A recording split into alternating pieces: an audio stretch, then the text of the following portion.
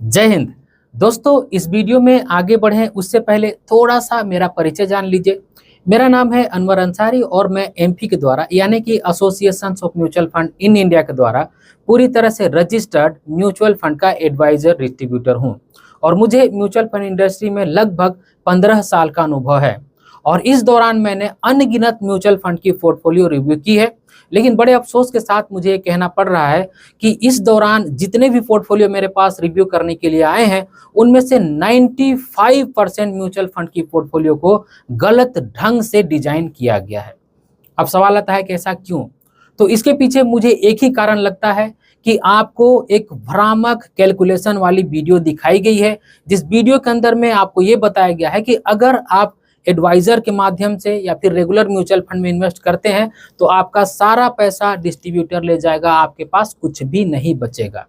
इस चक्कर में ऐसे लोग भी जो म्यूचुअल फंड के बारे में ज़्यादा जानते समझते नहीं है, वो भी डायरेक्ट म्यूचुअल फंड में इन्वेस्ट करने लगते हैं। और होता यह है कि वो एक गलत म्यूचुअल फंड की पोर्टफोलियो डिजाइन करते हैं। और अगर आप एक गलत म्यूचुअल फंड की पोर्टफोलियो डिजाइन करते हैं तो यहाँ पे दो चीजें हो सकती है। एक तो ये कि आपको नुकसान हो सकता है और दूसरा आपको जितना रिटर्न आपके इन्वेस्टमेंट पे मिलना चाहिए था शायद उतना रिटर्न आपको ना मिले। तो ये कौन डिसाइड करेगा कि आपको कैसे और कौन से म्यूचुअल फंड में इन्वेस्ट करना चाहिए? अगर आपको म्यूचुअल फंड की अच्छी समझ है, आप अपने इन्वेस्टमेंट को अच्छे से मैनेज कर सकते हैं तो कांग्रेचुलेसन, बहुत अच्छी बात है। लेकिन अगर आपको म्यूचुअल फंड की समझ नहीं है तो आप मुझसे कांटेक्ट कर सकते हैं। मैं आपको म्यूचुअल फंड इंडस्ट्री की पूरी सर्विस देने की कोशिश करूंगा। तो अब आते हैं आज की हमारी वीडियो के टॉपिक के ऊपर। आज की हमारी वीडियो का टॉपिक ये है कि किसी कारण से हमने जो एसआईपी क्रिएट किया था उसको अगर हम स्टॉप कर देते हैं, बंद कर देते हैं, लेकिन एसआईपी के दौरान जो भी पैसा हमारा इन्वेस्ट हुआ है उसको हम विड्रॉ नहीं करते हैं, एज इट इज उसी म्यूचुअल फंड की स्कीम में हम इन्वेस्टेड छोड़ देते हैं, तो अलग अलग टाइम ड्यूरेशन पर हमारे जो कुछ समय तक एसआईपी के माध्यम से इन्वेस्ट किया हुआ पैसा है वो कितना बन सकता है। दोस्तों, आज की वीडियो के अंदर में जो डेटा, जो कैलकुलेशन मैं आप सभी को दिखाने वाला हूं, उस डेटा को देख करके एक बार आप भी सोचने पे मजबूर हो जाएंगे। आपको भी लगेगा कि क्या इतने कम समय तक एसआईपी के माध्यम से इन्वेस्ट किया हुआ पैसा भी इतना बड़ा रकम बन सकता है? तो बिल्कुल बन सकता है। दोस्तों, होता क्या है कि हम बहुत ही अरमानों के साथ, बहुत ही ख्वाहिशों के साथ, कई सारे गोल प्लान करके म्यूचुअल फंड में एसआईपी तो क्रिएट कर देते हैं, लेकिन कई बारी हमारे साथ कुछ ऐसी परेशानियां आ जाती है, कुछ ज़रूरतें बढ़ जाते हैं, खर्चे बढ़ जाते हैं, जिस वजह से हम अपनी एसआईपी को कंटिन्यू नहीं कर पाते हैं, उसे हमें बीच में ही बंद करना पड़ जाता है। लेकिन जो भी एसआईपी के माध्यम से हमने अपना पैसा इन्वेस्ट किया है, उस पैसा को अगर हम विड्रॉ नहीं करते हैं, उसी म्यूचुअल फंड की स्कीम में एज इट इज इन्वेस्टेड छोड़ देते हैं, तो कितना पैसा बन सकता है, इसी का कैलकुलेशन आज की इस वीडियो में हम देखने वाले हैं। और इसके लिए हमने एक एग्जाम्पल लिया है कि कोई व्यक्ति 15,000 रुपये की एसआईपी क्रिएट करता है। उसने ये सोचा कि भाई मैं 10 साल, 15 साल, 20 साल, 25 साल तक इन्वेस्ट करूंगा, लेकिन किसी कारण से वो 15,000 रुपये की एसआईपी सिर्फ 3 साल तक इन्वेस्ट करके यानी कि कंटिन्यू करके फिर उसके बाद वो बंद कर देता है, चाहे उसके पास कोई भी मजबूरी रही हो। और हम यहाँ पे रेट ऑफ रिटर्न सिर्फ 15% ही एक्सपेक्ट करके चल रहे हैं। जब आप म्यूचुअल फंड में इन्वेस्ट करते हैं तो बड़े आराम से 15 से 25% का आपको रिटर्न मिल सकता है। हमने यहाँ पे 15% का रिटर्न इसलिए कैलकुलेट किया है क्योंकि मैं चाहता हूँ कि जो भी कैलकुलेशन मैं आप सभी को दिखा रहा हूँ वो थोड़ा सा फेयर रह सके। हम थोड़ा सा लोअर साइड में ही रिटर्न को कैलकुलेट करके चलेंगे।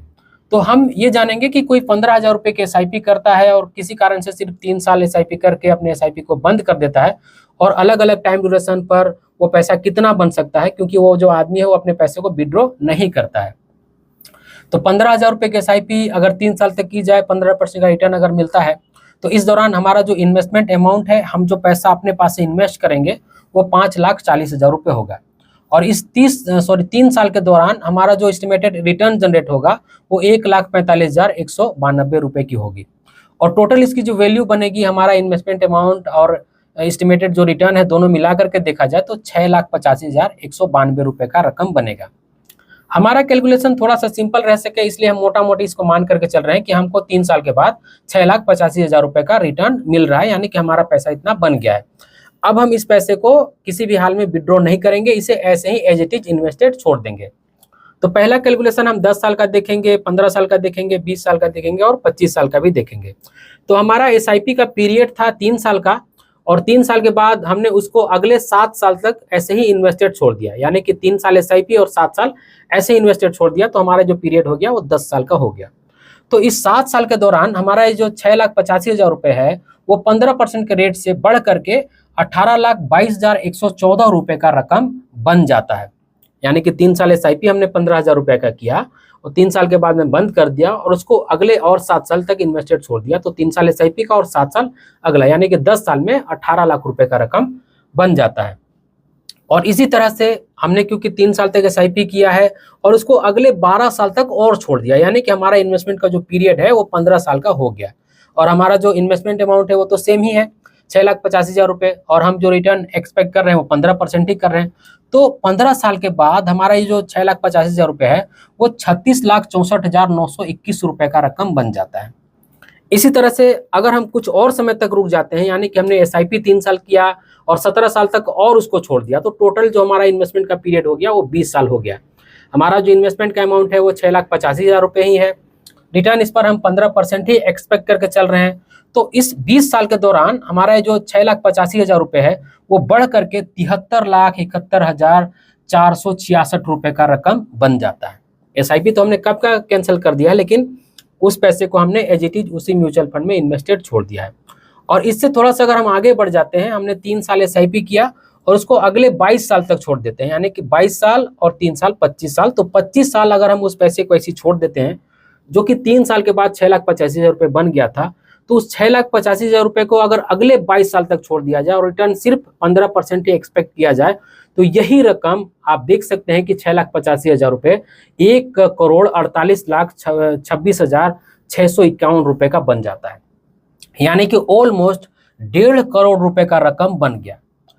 अब कोई ऐसा व्यक्ति है जिसने ये सोच करके म्यूचुअल फंड में SIP क्रिएट की थी कि भाई मैं 15,000 रुपये पर मंथ 20-25 साल तक इन्वेस्ट करूंगा, लेकिन किसी कारण से अगर वो SIP बंद भी कर दिया, उसके पास मजबूरी भी आ गई, 3 साल इन्वेस्ट करके जितने साल तक उसने SIP करने का सोचा था उतने साल तक सिर्फ अपने पैसे को इन्वेस्टेड छोड़ बस देता है ना, SIP आगे ना करे। 3 साल SIP करके उसने तो बंद ही कर दिया, उसने सोचा था कि मैं 25 साल SIP करूंगा, लेकिन अगले वो 22-23 साल तक SIP ना करे, सिर्फ 3 साल SIP करके उस पैसे को ऐसे ही इज्जत से इन्वेस्टेड छोड़ देना, तब भी उसके पास 1.5 करोड़ रुपए का बड़ा रकम होगा। तो दोस्तों, अगर कभी भी खुदा ना खास्ता अगर हमारे साथ मजबूरी आ जाती है, देखिए हमें ऐसा जानबूझकर नहीं करना है कि हमको 10 साल 15 साल 20 साल के लिए SIP तो करना है, लेकिन ये जो हमने कैलकुलेशन देख लिया बड़ा अच्छा लगा भाई, 2 साल 3 साल हम भी SIP करके बंद कर देंगे, तो हमको ऐसा जानबूझकर नहीं करना है। आप जितना पैसा कंटिन्यू देते रहेंगे उसी हिसाब से आपका ग्रो भी होते रहेगा, तो ऐसा हमें जानबूझकर तो बिल्कुल नहीं करना है। लेकिन अगर खुदा ना खास्ता कभी भी हमारे साथ ऐसी मजबूरी आ गई जिस वजह से हम अपनी SIP को कंटिन्यू नहीं कर पाते हैं, तो मैं ये बोलूँगा कि जितने भी दिन आपने SIP किया है, साल भर, 2 साल 3 साल 4 साल 5 साल, तो वो जो SIP के माध्यम से आपने पैसा इन्वेस्ट किया है उसको ऐसे ही एज इट इज इन्वेस्टेड छोड़ दीजिए। जितना समय का आपका गोल प्लान था, यानी कि आपने सोचा था कि मैं 15 साल 20 साल इन्वेस्ट करूंगा और आपने 5 साल ही इन्वेस्ट किया, तो अगला जो 10 साल है उसको ऐसे ही आप छोड़ दीजिए, आपको कुछ भी करने की जरूरत नहीं है, तब भी मेरे ख्याल से आपके पास एक बहुत बड़ा रकम होगा। तो आज की वीडियो मेरे ऐसे भाइयों के लिए था जो बीच में SIP किसी कारण से बंद कर देते हैं, उनको बंद करना मजबूरी हो जाता है और ये सोच करके वो परेशान रहते हैं कि भाई मैंने जो सोचा था कॉर्पस वो शायद हमारा ना बने, तो शायद उतना ना बने, लेकिन अगर आप थोड़ा सा पेशेंस रख करके उसी म्यूचुअल फंड में अपना पैसा इन्वेस्टेड छोड़ देते हैं दोस्तों, तो आपको अच्छा खासा यहाँ पे रकम बन सकता है।